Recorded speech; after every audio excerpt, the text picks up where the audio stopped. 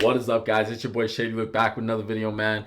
And we're going to be reacting to Colin Cowherd today, just talking about the Eagles and their loss in Philly. I know our fans are tripping. It was a shitty-ass loss. There was no way to lose, man. They should have wrapped that thing up and they blew it, honestly. But there's so many good things about that game, I could say, surprisingly. And there's also a lot of negatives I just don't really like, and things need to be fixed. But you want to know what I do know is I do know that it's week 2 of the NFL season, and the NFL season's crazy. It's a roller coaster. There's so many things that change. There's so many things that happen, man. You just can't judge a whole season based off of week 2. And there's a lot of good teams that lost in week 2. And I'm not giving the Eagles a pass because they should have wrapped that shit up. But, hey, man, it's week 2 and I'm not going to overreact. But there are some things that I did like about this game. But let's watch Colin Cowherd just kind of talk about last night's game in general. Do realize, if you look at all the polling, you're going to decide the presidential election. We need adults in the room here, not throwing a tantrum every time you lose a football game. Folks, Saquon catches the football, you're 2-0. You beat a team, if he catches the football, in Green Bay that could win their division, and Atlanta could win theirs. Kirk Cousins is good. It happens. It's football. Your division's a mess. Giants, Washington don't look very good. Dallas is typical Dallas roller coaster. You'll be fine. Now, Nick Sirianni's not Andy Reid. Who is? There's one. Who is? People even complained this weekend about Kyle Shanahan. Sean McVay's 0-2. John Harbaugh's 0-2. Yeah, you don't have Andy Reid. But A.J. Brown, your number one receiver, did not play. That is a thing. You can defend Philadelphia much differently when A.J. Brown's not on the field. For most of the game, you look like the better team. You also have a very expensive offense, and because of that, there's some liabilities or weaknesses on the back end. You know what you really are, and you should take pride in this. You're really the opposite of the Steelers. You're great at quarterback. You spend your money on offense, but you probably don't trust your defense to win a Super Bowl. Would you rather be the Steelers, who spend all their money on Don't defense? trust them don't trust them all the time. They can make plays at 2-0 times. start. Yeah, check back in 8 weeks. So Philadelphia is going to win their division, I would imagine. And then ultimately, at some point late in the season, they're going to lose a game in January or maybe February. They just can't make a stop. Okay, but that's because nobody is stopping Patrick Mahomes, right? No, as Cincinnati, a really good team with a great pass rush, they couldn't stop them enough to win. So Jalen Hurts, let's look at the good news. Jalen Hurts back to being dynamic. Jalen Hurts was something. A.J. Brown's returning. Saquon Barkley, say whatever you want to say about Saquon Barkley. He's clearly a really good player who just dropped a ball. Your offensive line's top 5 in the league. You're deciding our democracy. Yeah, my shit just got ripped. I need you to take a deep breath. Everything's going to be okay. Now, we'll check back on November 5th on your decision, but everything's going to be okay. Saquon catches it. You're 2-0. That's over true. 2 teams that could win a division. You know what's funny about this? Nah, I've never seen Cowherd that high on Philly before. Like, I've seen it in the years that they got in the Super Bowl, but just the fact that he's like that confident in them. And you know, I'm a fan, so I'm obviously going to be biased. This team is really good this year, dude. They're really good. The offense, I honestly think that they could literally, like, run and literally drive the ball on any defense. I'm not saying they will, but they can. Like, they have that capability. The coaching this year is completely different. Like, people were clowning on Hurts in the offense last year. And I'm a firm believer in you can't win games without good coaching. And one thing I will tell you is, with Brian Johnson last year, that Eagles team, literally, I barely see them do any motion. Everybody knows that. They barely did any motion. That doesn't help your quarterback. They would barely run any crossers. They couldn't pick up the blitz. Picking up the blitz, yeah, the quarterback, that's between the quarterback talking to the O-line. But you want to also know what? The offensive coordinator and the head coach, yes, Sirianni does deserve some blame on this. They schemed that. So the second half of the season, everybody's just blitzing the Eagles. Everybody just figured out, just send pressure after them. They can't figure it out. And there was a couple other things on the Eagles, like the way they were running the ball out of shotgun was just sus. They couldn't mix it up. They didn't go out of pistol, they didn't go out of single back. And they'd always have the running back to the right side of Hurts, wouldn't switch it up to the left side, didn't get any counters, get a couple tosses here and there, too many bubble screens, just like so many things wrong. And with Kellen Moore, man, it's different. This offense is completely different. And I watched Kellen Moore in Dallas. I'm an Eagles fan. I watched him in Dallas. I never thought Kellen Moore was terrible. I'd see him draw beautiful plays with Dak and the boys, but the Cowboys just couldn't get it done. You know what I mean? But I never for a second did I ever think that Kellen Moore was a bad offensive coordinator. I think he's a really good, smart young mind. Like, I think he draws up really good plays. And then as for the defensive side, we got Vic Fangio. And man, let me tell you, I have watched the Eagles for so long, and even in the years when when it's a Super Bowl team, they go to the Super Bowl.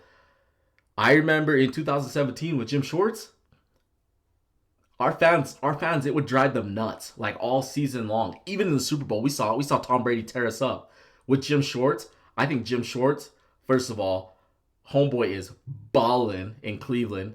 They got some good DBs there. But Jim Schwartz, when he was with Philly, it was a bend but don't break defense. It was a defense, we're going to give up yards down the field, but we're going to limit your scoring. With Vic Fangio early on, I'm noticing that with their team. Like, they're playing good in the red zone. They played Atlanta so good, dude. Like, they let Atlanta drive down the field. We wouldn't want that, right? You don't want your defense to just let people drive down the field like the last drive. But, like, some of those drives with Atlanta, they were just, like, stiffing those fools in the red zone. And I had confidence in the defense. I was like, dude, they're playing good in the red zone. I was like, if they just limit them to field goals. And that's exactly what the 2017 Eagles defense did. They were literally a bend but don't break defense. 2022, they were like one of the best passing defenses. And I think the Super Bowl year, they're also one of the best passing defense. I'm not trying to go off the past, but what I am saying is that we have like a historical past of like having this bend but don't break defense. And with Vic Fangio, I kind of got to feel that's kind of how it's going to be. And a lot of people are talking about our back end, the defensive backs. Let me tell you, I don't think the defensive backs are the problem, right? There's people getting mixed up in zone coverage, and you see things over the top. You see the two safeties high in this last game. They had way too much depth. Way too much depth. Like, there was no way they were going to make plays on any corners coming on the deep outside. There was just no way. And that had to be fixed. And on that last drive, they were playing so soft. It was like, dude, there's plenty of time. You guys could play tough. Like, you literally could play them much.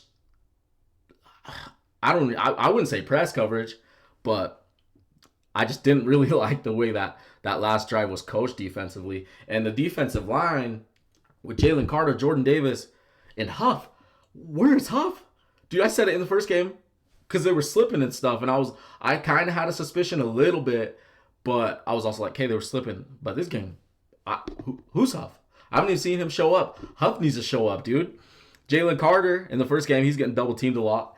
This game, I don't think he's getting double teamed as much, and he just wasn't making as many plays. There was a couple plays where he made plays. Jordan Davis was all right, but Atlanta was rushing really well on us. And little tidbit, I think Atlanta's offense is going to be, I think that literally will be their identity. I think this will be one of the best rushing offenses that Kirk Cousins has ever been part of. I truly believe that with Bijan Robinson. I truly believe that. Like, that Atlanta team has so much talent. But no, on the defensive line, just some of the guys weren't stepping up. The only person I saw stepping up was somebody that we all love and somebody that we think is extremely underrated at the defensive tackle position, and that's Milton Williams. And Milton Williams is literally like the veteran on the defensive line besides Brandon Graham. He's like the guy on the line. So the defensive line has to step up. They got to get pressure, and that's something that Howie Roseman really invest big into. And part of this blame in the first 2 weeks is Howie Roseman. He's the person that signed Huff. He re-signed Josh Sweat. We traded away Hassan Reddick. And, we got Jordan Davis. And we got Jalen Carter. And I'm not saying everything's bad. It's week 2.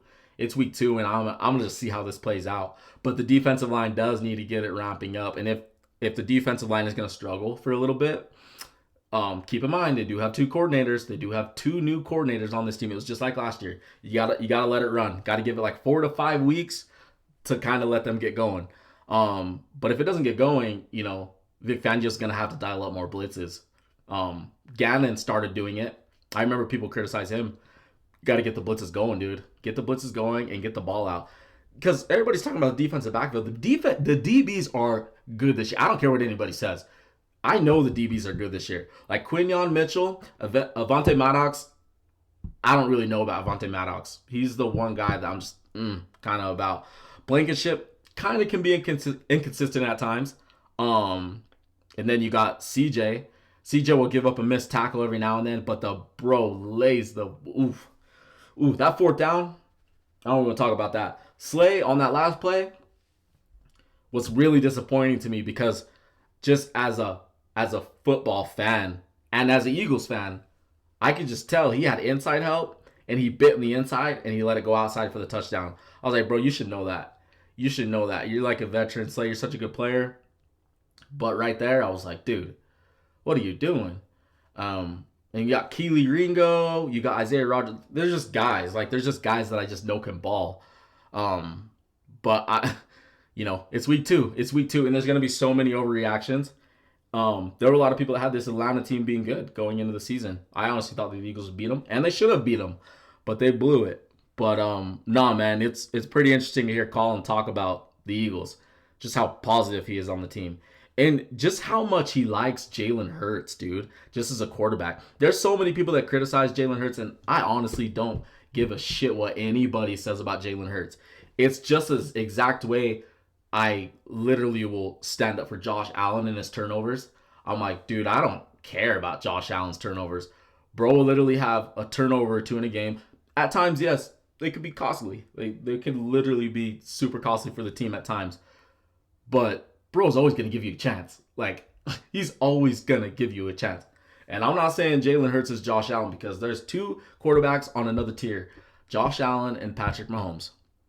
But what I am saying, I'm ride or die for Jalen Hurts, and that dude always puts us, he always puts us in a position to win. Obviously, this last drive, he threw an interception, but during the course of this game, he was playing money. He got hot down the stretch. He was throwing dimes. He was hot down the stretch. Those runs, man, I was like, okay, Jalen's feeling it. And then things just kind of crumbled like that. So, yeah, man, I'm excited to see how it goes because, going into this year, we didn't think that New Orleans was going to be as good as they are. Dude, I freaking love Alvin Kamara, dude. Alvin Kamara is so good. Just to see his resurgence, it makes me, super pumped for Saints fans. Not this weekend, but, I just really like what I'm seeing from them. And then Baker, I love those Oklahoma boys. Freaking Kyler Murray, Baker Mayfield, Jalen played there for a year. Caleb, we'll kind of see with Caleb, but yeah, man, they got tough 2 games coming up, and it'll be interesting to see how it goes because I don't know if AJ Brown's gonna be there for both of these weeks, and so some guys are gonna have to emerge. I mean, feed the ball to Saquon. Feed that boy. Feed Saquon. I don't care about the drop, man. You can't blame that whole loss on him.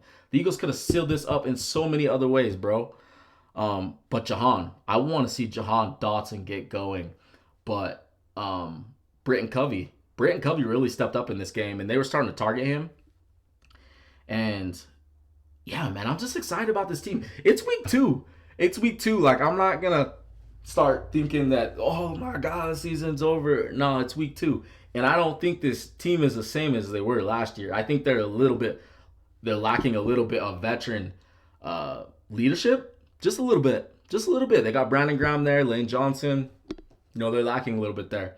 But this team is young, and I'm excited to see how these upcoming 2 weeks go. So we'll see how it goes, guys. Anyways, guys, drop a like if you enjoyed the footy, and for sure subscribe because and I know your boy drops dope football content, and all we do is talk football here. And if you want me to do a little bit of a film review on any player or just anything NFL related, let your boy know, man. We'll talk about it. Anyways, guys, I'm outie, and I'll catch you on the next one. Deuces.